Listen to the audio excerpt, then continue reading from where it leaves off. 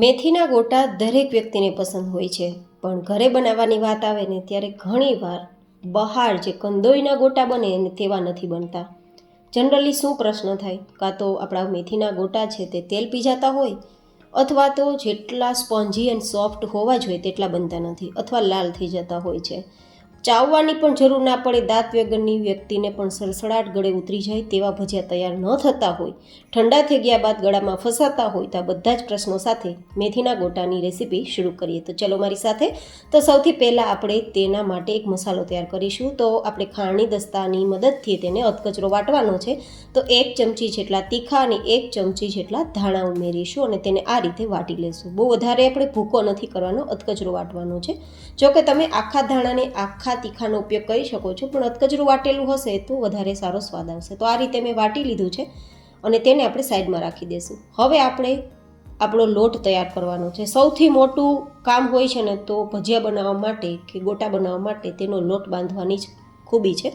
તો સૌથી પહેલાં જેટલો લોટ બાંધવો હોય તેના માટે લોટને એકવાર ચાળીને લેવો, જેથી ગાંઠા ના થાય. તો હું અત્યારે પહેલાં તો 1 કપ જેટલો લોટ છે તે ચાળી લઉં છું. જોકે આપણે અહીંયા 2 કપ જેટલા લોટમાંથી ગોટા તૈયાર કરીશું, 2 થી 3 વ્યક્તિને થઈ શકે તેટલા બનશે. તો તે રીતે મેં સામગ્રીઓ લીધી છે. તમે ફેમિલી મેમ્બર્સ અકોર્ડિંગ સામગ્રીઓ લઈ શકો છો. ગાઈઝ, આજે મેં જે રેસીપી શેર કરી છે ને, એટલી બધી નાની મોટી ટિપ્સ આજના વિડીયોમાં શેર કરી છે ને કે જો કદાચ તમે પહેલી વાર મેથીના ગોટા બનાવતા હશો ને તો પણ પરફેક્ટ જ બનશે.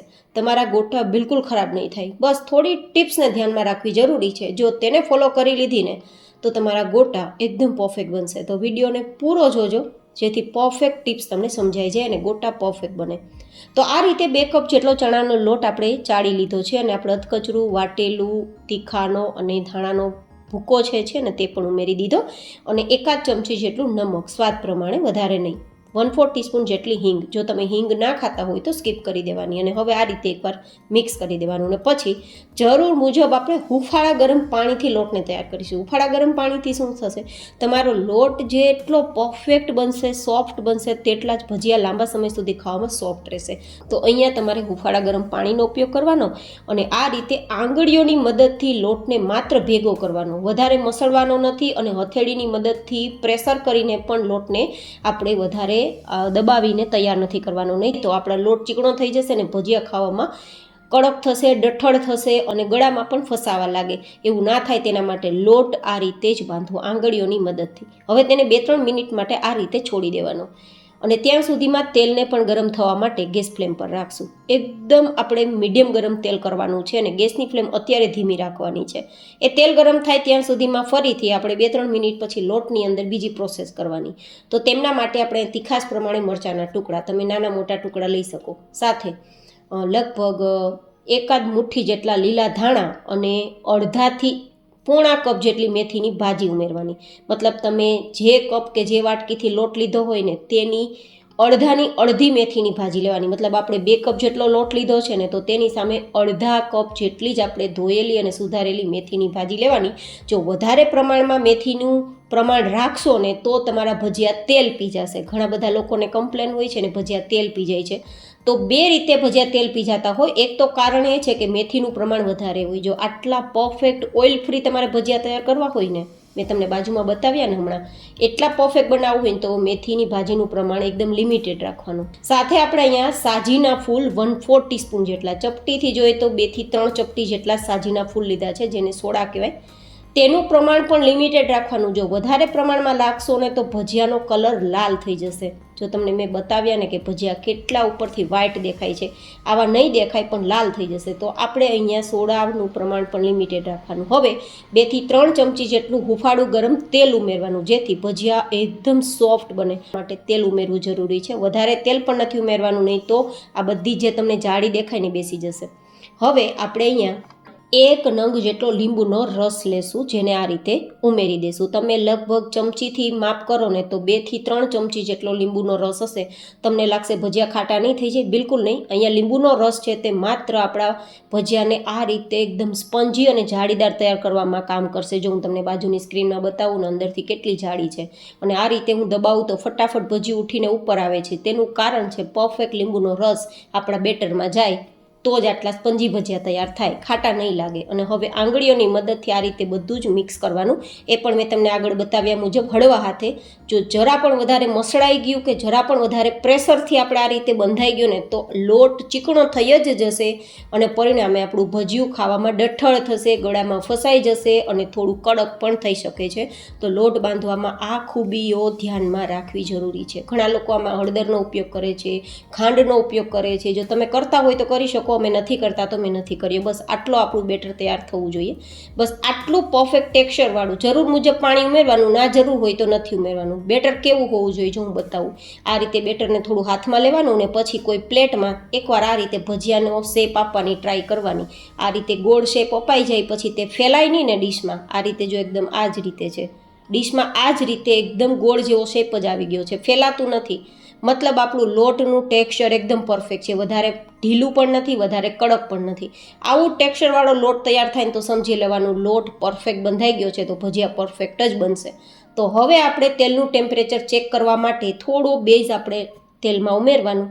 થોડી વાર રહીને ઉપર ભજીયું ઉઠીને આવે ને તો સમજવાનું ટેમ્પરેચર પરફેક્ટ છે. જો તેલનું ટેમ્પરેચર થોડું પણ ઠંડુ હશે ને તો પણ ભજીયા તેલ પી જશે. વધારે થોડું હાઈ થઈ જશે તો ભજીયા લાલ થઈ જશે.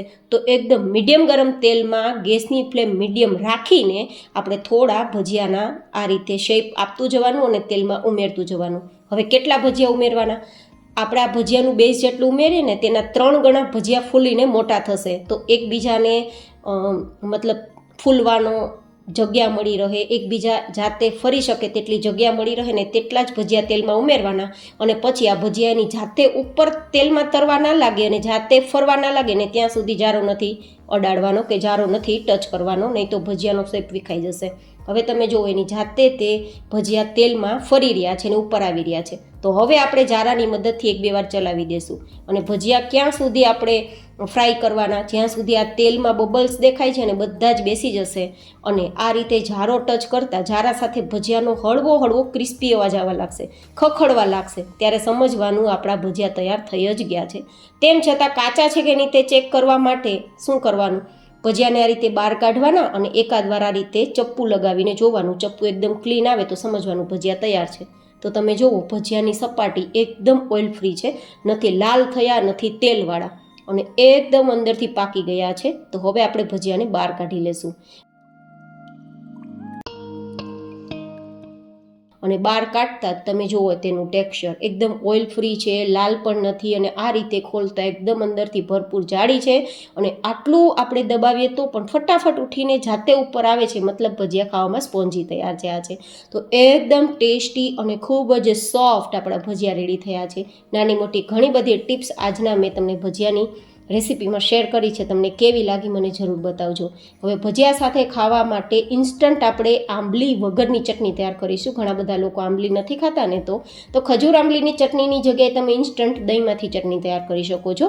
તો લગભગ 1 કપ જેટલું મેં દહીં લીધું છે, તમે વધઘટ કરી શકો. તેમાં 1 ચમચી જેટલી આદુ અને મરચાંની અધકચરી વાટેલી પેસ્ટ ઉમેરવાની. લસણનો ઉપયોગ મેં નથી કર્યો. અડધી ચમચી જેટલું નમક ઉમેરીશું અને લગભગ 1 ચમચી જેટલી આપણે અહીંયા ખાંડ ઉમેરી દઈશું, કારણ કે દહીં થોડું ખાટું હોય છે ને એટલા માટે.